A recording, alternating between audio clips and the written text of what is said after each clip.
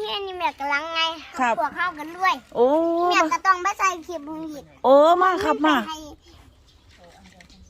โอ้เซียนครับไปญี่ปุ่นก็ได้มันบ่เห็นกล่อง FC บ่เห็นลูกโอ้คันผู้ใดซื้อคือว่ารวยอย่างเดียวตัวนี้บ่มีถูก ครับผม ครับสุดยอดลูกสุดยอดบ้านนี้ปู่เพิ่นไปน้ำแม่พ่อนอยู่ตลอดบ่ลูก เมียนครับน้ำเจียวเหล็กนี่มี ให้ว่างไหนลูกอีเมียหัวอีเมียคือยักษ์แท้แต่เลิก อันว่าครับ เมียน เออ เมียครับ ครับ ผมขออยากให้เมียด้วยกับผมด้วยนะครับ ครับโอ้ FC รวยน้ำเด้อลูกเด้อเพอ FC เพิ่นก็สิได้เป็นกำลังใจให้ เมียครับ ครับลูก คำไพ่ซื้อเลขตัวนี้ไปชิลำรวยประยุทธ์สักที โอ้เป็นจังซั่นติลูก เมียนประยุทธ์เลยประจุนพร้อม บ่จนพร้อมตัวนี้ล่ะติลูก เมียนครับ อืม เขาถือเลขบนเราถือคนคู่ บ่บ้านนี้เขาดัง เขาได้น้ำไผ เขาถือมาถ่ายผมขอถ่ายรูปหลายคนเด็กๆนักเรียนก็ต้องถ่ายรูปน้ำผมพร้อม ครับเป็นคนดังแล้วติลูก เมียนครับ เป็นคนดัง ดังตัวลูกเอาเงินให้ผม300,000ขนาดคุณยังให้ โอ้ครับ คุณครูก็ให้ติลูก เมียนนักเรียนคนอื่นนะคะให้ ครับโคตรเจ๋งเขาบอกว่าเยี่ยมเลย โอ้โคตรเจ๋งนี่เอาเห็นท่าไหมให้แม่พ่อแหน่ท่าใดก็โคตรเจ๋งเฮ็ดจังไดก็โคตรเจ๋งโอ้บางรายบอกลงนี่บอกคุณครูถือเลขว่าหวน ถือไปสักคนเลยเขาเอาเงิน1,000ให้ผมเบิดเลย โอ้20 บาทโอ้แบ่งเขียวติลูกโอ้ ครับ โอ้ คน4คนเขาพูดละ20 ว่า โอ้691งวดที่แล้ว งวดที่แล้วมันก็ว่ารถมันสิออกรถไม่พอดเนาะค่ะพี่น้อง นี่ดอกมันก็บาทละ3เนาะบาทนี้มันเอา3มาตัดใส่ บัดนี้เอา3มาใส่ได้พี่น้องบัดนี้ ลาชิเคียนกระโจกก็ใช้เรียบเบิ้ง ครับ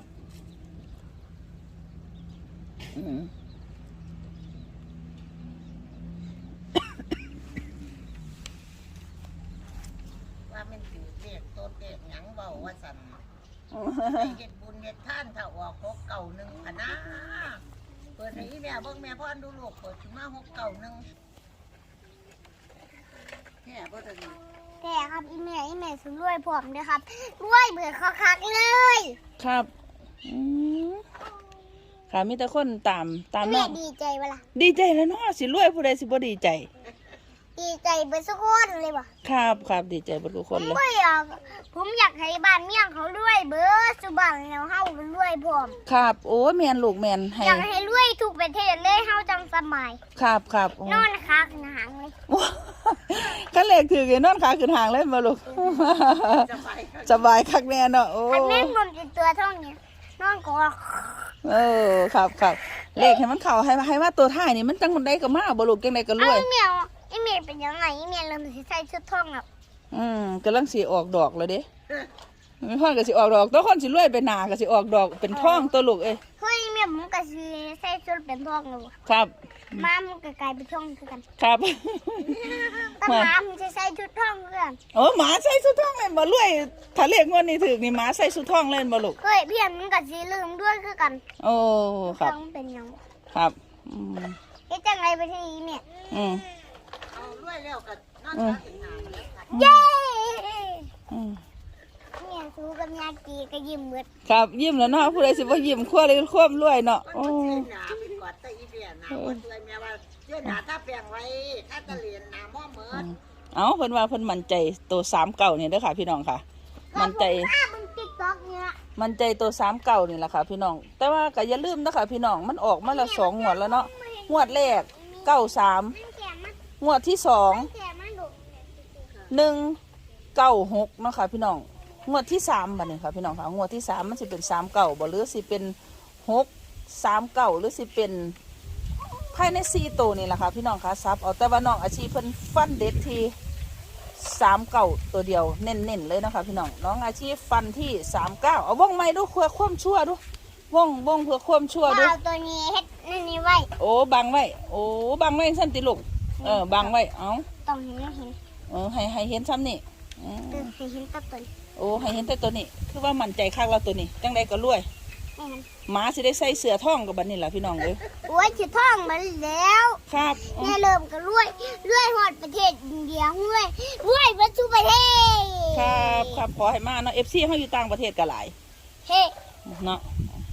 เอ้าตั้งประเทศเขาซื้อมาไทยผมจะคนเหรอ โอ้ต่างประเทศนี่เพิ่นเบิ่งนำแม่พรเด้เบิ่งแม่พรกับลูกน้องอาชีพไปนี่ก็ FC อยู่ต่างประเทศเพิ่น แม่ ก็เห็ อน ยากเว่าน้ำมีซี่ไหม เอาก็เว้านี่เด้ก็เว้าแล้วเด้นำ FC เด้นี่ FC เบิ่งสวัสดีครับ FC เอาฝากเราอยากได้เทเลอร์บ่ สวัสดีครับเอซี ครับวังไหนลูกบอกเลยอยากบอกหยัง FC เอฟซีครับ ผมว่าผมอยากให้เอฟซีดังทั่วโลก ครับ อยากให้ผมดังแล้ว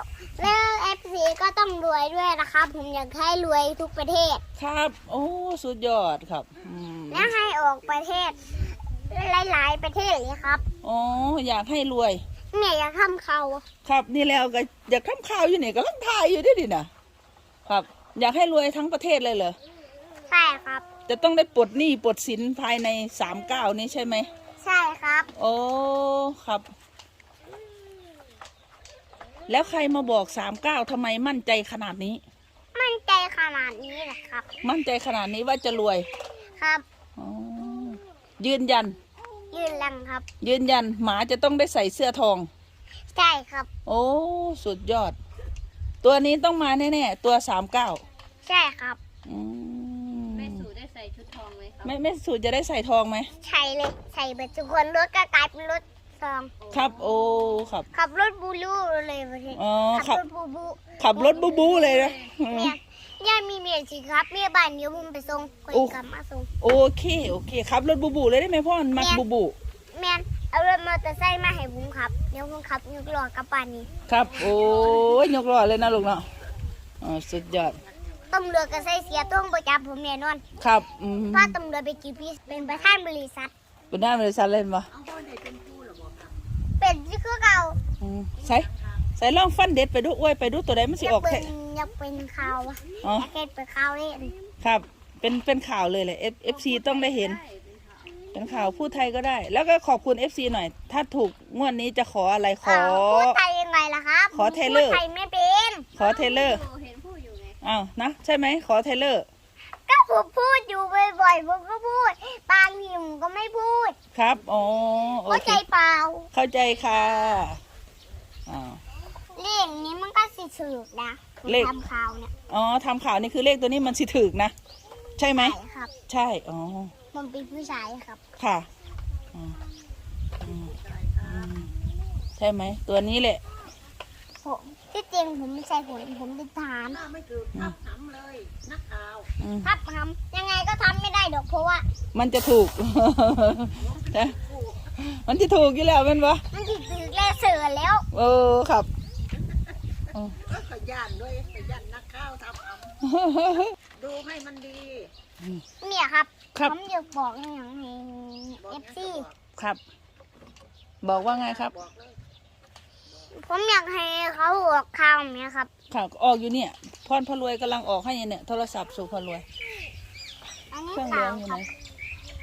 อันนี้ ครับ ยังไงก็39ไม่เปลี่ยนใจ ใช่ครับ รวยแน่นอน ใช่ครับ หมาได้ใส่เสื้อทองแน่นอนอ๋อ มันจะได้ยินนี่เด้อ อ๋อหมาได้ใส่เสื้อทองคักบ่คักพี่น้องเอ้ยเพิ่นบอกว่า มาสิได้ใส่ 39งวดนี่เนาะค่ะรถไม่พอนงวดนี่หมาได้ใส่เสื้อทองกับเขาแต่เคยได้ยินนี่แหละเพิ่นจักเพิ่นเอาความเว้าความว่ามันแต่ใส่ คนใจชุดท่อง ครับ เนี่ยก็แหลกมันกันท่อง ครับหมาได้ใส่เสื้อทองแถวสนอจักเอาความเว้าความว่ามาแต่ใส่เนาะค่ะพี่น้องเนาะค่ะจังไดก็ฝากไว้พิจารณาเนาะค่ะเพิ่นบอกว่า16ปิดไว้เลยเพิ่นว่าเนาะค่ะให้เหลือแต่39 พันลาเป็นตัวท่อเร็วลาแข็งที่เหลือเฮ็ดจังไงอะ โอ้ยบ่เป็นหยังครับเดี๋ยวไม่พ่อนจะเอาไปขายเองครับ ไปเอาไปร้านทองครับ เอาไปขายยังไงผมน่ะ โอ้ดัง แล้วเมียก็ต้องเมียขายไปได้ดอกเพราะว่าแล้วเมียกลายเป็นรถบูบูไม่ต้องมีจะขับได้ โอ้ให้กลายเป็นรถบูเลยเนาะ ลาสิไง โอ้ครับอ้าวบัดนี้ก็ชัดเจน มัน เนาะ ลา ค่ะ ขอบ่ให้รวยอยู่บ่ ขอบคุณ FC ได้บัดนี้ขอบคุณ FC นะครับได้เวลาแล้วครับ ขอบคุณครับ ขอบคุณ FC ครับค่ะ ขอบคุณครับ ค่ะขอโชคขอมานเด้อครับเด้อค่ะ สำหรับตัวดีตัวเด็ดเนาะค่ะฟันเด็ดเม็ดเดียว39เนาะค่ะน้องอาชิเนาะค่ะเด็กมหัศจรรย์สื่อพญานาคเนาะค่ะพี่น้องค่ะคลิปนี้ก็ขอให้เฮงให้ปังให้ดังให้รวยสุขุสุขคนค่ะพี่น้องค่ะสวัสดีค่ะวางได้ก็ลูก ให้สุกได้มาม วางได้ก็ลูกว่าไม่ได้บ่ได้ยิน ลำด้วยนะครับอีแม่ ค่ะ อยากให้สุกได้มาม ครับ สวัสดีครับ ครั ขอบคุณ บ นะครับ ครับ